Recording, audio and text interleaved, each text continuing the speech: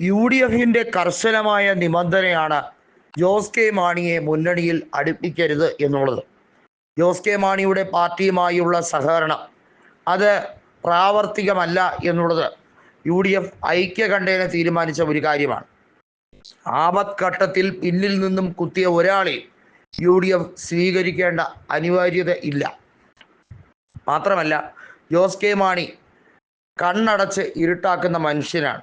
അദ്ദേഹത്തിനോട് സഹകരിക്കുന്നതിൽ ബുദ്ധിമുട്ടുണ്ട് എന്നുള്ളത് വി ഡി സതീശനും രമേശ് ചെന്നിത്തലയും കെ സുധാകരനും ഒരുപോലെ പറഞ്ഞ കാര്യം തന്നെയാണ്.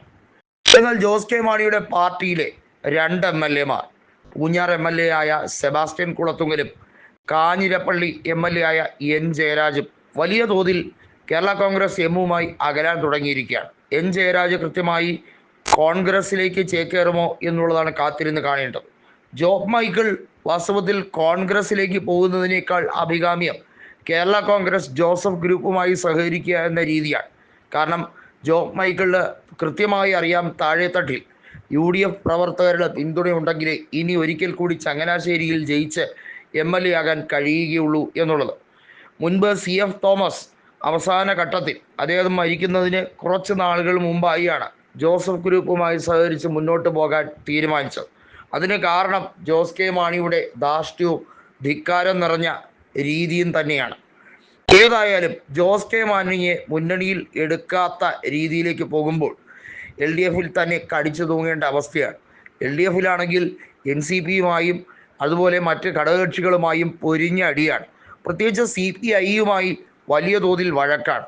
CPI-ക്ക് കേരള കോൺഗ്രസ് എമ്മിൻ്റെ മുന്നണി പ്രവേശനം ഒരു രീതിയിലും അംഗീകരിക്കാൻ കഴിയുന്നതല്ല എന്നുള്ളത് കാനം രാജേന്ദ്രൻ സെക്രട്ടറി ആയിരുന്നപ്പോഴേ പറഞ്ഞിരുന്ന ഒരു കാര്യമാണ്. എന്നിട്ടും ആ വിലക്ക് ലംഘിച്ചുകൊണ്ട് CPI-യുടെ അവകാശങ്ങളെയെല്ലാം ഛേദിച്ചുകൊണ്ടാണ് ജോസ് കെ മാണിയുടെ പാർട്ടിക്ക് കൂടുതൽ സീറ്റുകൾ കൊടുത്തത്. അതിനകത്ത് പാലാ സീറ്റും ഉൾപ്പെട്ടിരുന്നു.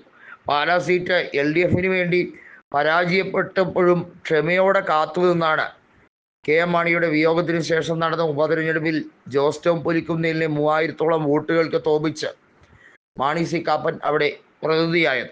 എന്നിട്ടും പിണറായി വിജയൻ ഒരു രാഷ്ട്രീയ മര്യാദ കാണിച്ചില്ല. അതല്ലെങ്കിലും അങ്ങനെയാണ്.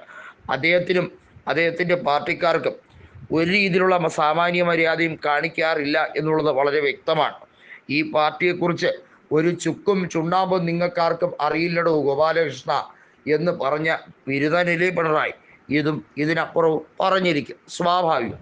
ഏതായാലും വനം വകുപ്പ് ഇപ്പോൾ വന്യജീവികളെ സംരക്ഷിക്കാൻ മാത്രമാണ് ശ്രമിക്കുന്നത്. പകരമായി സാധാരണക്കാരുടെ ജീവൻ ഒരു വിലയുമില്ല എന്ന് പറഞ്ഞ് ജോസ് കെ മാണി ഇടയാൻ ശ്രമിക്കുകയാണ്. ഇത്രയും നാളും ഇല്ലാത്ത ഒരു വലിയ ഉത്തരവാദിത്വവുമായി ജോസ് കെ മാണി ഇറങ്ങുമ്പോൾ UDF കൃത്യമായി പറയുന്നു, എന്തിൻ്റെ പേരിൽ അഭിപ്രായ വ്യത്യാസം ഉണ്ട് എന്ന് പറഞ്ഞാൽ UDF-ലോട്ട് നിങ്ങളെ പ്രവേശിക്കുന്ന പ്രശ്നമില്ല.